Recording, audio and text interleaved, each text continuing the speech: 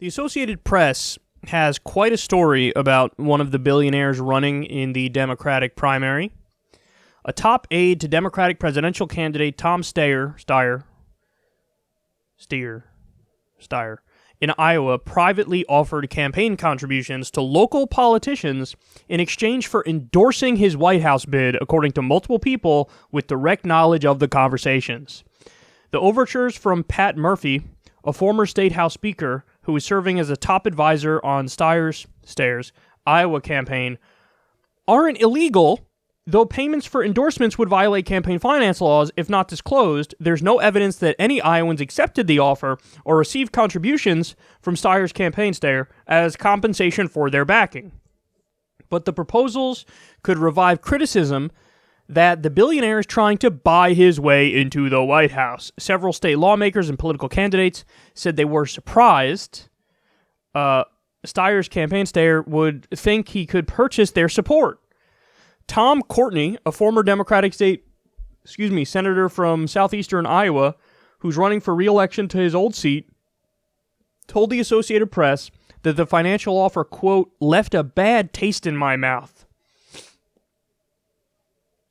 Now, the ultimate irony here is, so far, what's the centerpiece of Tom Steyer's campaign? Ending corruption.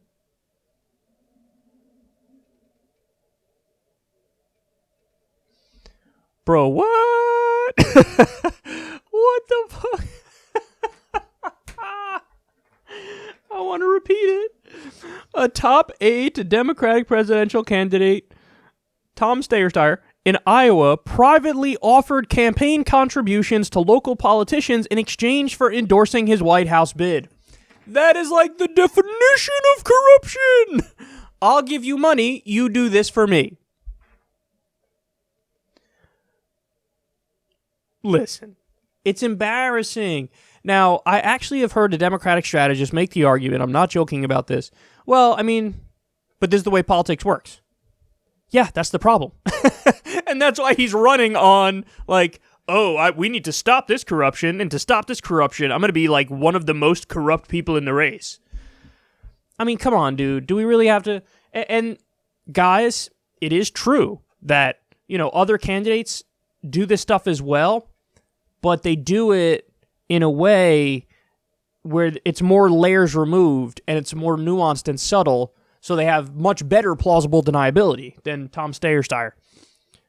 And understand, this was actually one of the big problems that Bernie faced in 2016, is that Hillary, and there's a serious discussion to be had as to how much do endorsements matter. I'm more on the side of they don't matter that much. They do matter in the fringes, in the margins, but Hillary would get all these politicians, not just in Washington, D.C., but also at the state and local level in the places where they were running, they would all come out and endorse Hillary. And Bernie had, next to no endorsements. And now it does provide an argument that Bernie can make, which is politicians hate me. People love me, politicians hate me, because the swamp is against me. That's an argument Trump used too, because he didn't have as many endorsements from the establishment as other, like Jeb Bush and Marco Rubio and whatnot. But this is what they do. Old school politicians who play the game, it's subtle, it's layers removed, but why do you think some random politicians in random states are throwing their weight behind one of the candidates? It's usually because there's some sort of non-quid pro quo agreement. So it's not verbalized, it's not specific, but everybody knows. I will find a way to help you out. I will find a way to raise money for you. Remember, Hillary's campaign was linked at the hip to the DNC quite literally, to the point where they approved and disapproved of press releases. But that's the way it works. Now, Tom Steyer, whatever, he is a political noob. So what do you do when you're a political noob? I don't know. You take shots in the dark. So you think anybody in Iowa or elsewhere, it would just randomly be like, Tom Steyer. Why not him? Let's go with him. No, they're not thinking that. They don't care about this guy. They don't even know what he stands for. The only way he would get any endorsements And he's got no traction there anyway among the people, so he feels like maybe that'll help me if I get some endorsements.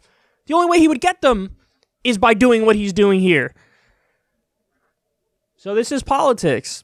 Now, I'm sure he rationalizes it to himself and says, hey, man, I'm against the corruption. That's what I'm going to fight when I'm in there. But in the meantime, I got to play the game. Wrong. No, you don't defeat the game by playing the game. You defeat the game by playing a different game. You defeat the game by calling out the game. This is why, and as a co-founder of Justice Democrats, this is deeply important to me, because I've always been of the belief that if you run on the idea that I don't take big money, I don't engage in the corruption, if you run on that idea, then you will attract such a grassroots following up front that you could even make up for the fact that you don't engage in the corruption and you don't take the big money. Because you could have one person through a super PAC, if you're running for president, give you, $20,000, or you could have 20,000 people give you $5 each and you outraise the corrupt person. So I'm a deep believer in that. And with the case of AOC, she was outraised 10-1, but she still won because of the power of her policies and what she was running on. So just get us in the ballpark and we have a chance. That's always been my philosophy, is run on the fact that you don't take the big money and everybody else is corrupt and they do, and let the just get within striking distance, and then let the power of your policies and your ideas take you over that finish line. Tom Steyer knows he can't make it. He can't do it. He can't win this election without, throwing everything against the wall. He's not going to get traction with the people. Nobody even knows who he is. So he's like, I don't know, I got to try something out. So it's, okay, basically buy the loyalty of politicians for endorsements. And now they're denying it, but it's nonsense. Of course they're wrong. Of course the reporting is correct. I'm not surprised by this at all. But it's just the supreme irony is that most of the time when he opens his mouth, he's talking about ending the corruption. And he's partaking in the corruption pretty clearly. You think that, let's say, in a parallel universe, he gets elected. But let's say that happens. There's no such thing as a little bit of corruption. I'm just going to dip my toe in that water. No. Because from now on, he sees how the game really works. And so he would keep engaging in it. And next thing you know, it's, taking money from all these different corporations, doing favors for them, and being fully immersed in the swamp. He just took step one in a clunky way on that trail. But you blink, and he's all the way at step 78. And that's the way the game is played, and it's disgusting. You need to get a politician who nips it in the bud and says, no, I don't play that game. I play my own game. I play a totally different game. And I think we know who those politicians are.